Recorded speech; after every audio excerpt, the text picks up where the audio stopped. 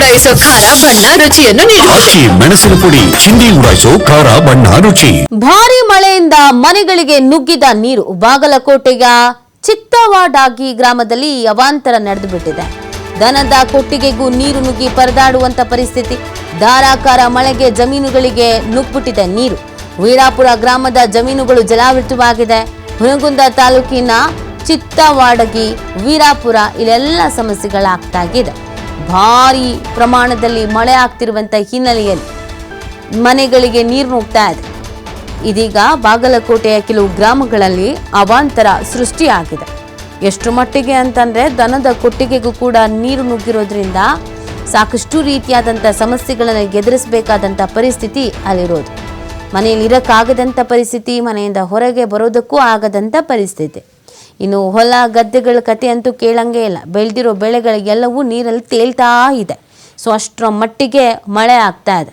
ಈ ಬಾರಿ ಸಾಕಷ್ಟು ರೀತಿಯಾದಂಥ ಸಮಸ್ಯೆಯನ್ನು ಕೆಲವು ಭಾಗದಲ್ಲಿ ಎದುರಿಸಬೇಕಾಗಿದೆ ಮಳೆಗಿಂದ, ಮಳೆ ತರ್ತಾ ಇರುವಂಥ ಅವಾಂತರಗಳಿಂದ. ಇನ್ನು ಕೆಲವು ಕಡೆಯಲ್ಲಿ ಮನೆಗಳಿಗೆ ನೀರು ನುಗ್ತಾ ಇದ್ದು ನೀರನ್ನು ಹೊರಗೆ ಹಾಕೋದೇ ಒಂದು ದೊಡ್ಡ ಹರಸಾಹಸ ಆಗ್ಬಿಟ್ಟಿದೆ. ಅಷ್ಟರ ಮಟ್ಟಿನಲ್ಲಿ ಮಳೆ ಆಗ್ತಾ ಇರೋದು. ದೃಶ್ಯದಲ್ಲಿ ನೀವು ಗಮನಿಸಿದ್ರೆ ಗೊತ್ತಾಗತ್ತೆ ಎಲ್ಲೆಲ್ಲಿ ಹೇಗೆ ನೀರು ಹರಿತಾ ಇದೆ, ಯಾವ್ಯಾವ ಪ್ರಮಾಣದಲ್ಲಿ ನಷ್ಟಗಳು ಸಂಭವಿಸ್ತಾ ಇದೆ ಅಂತ.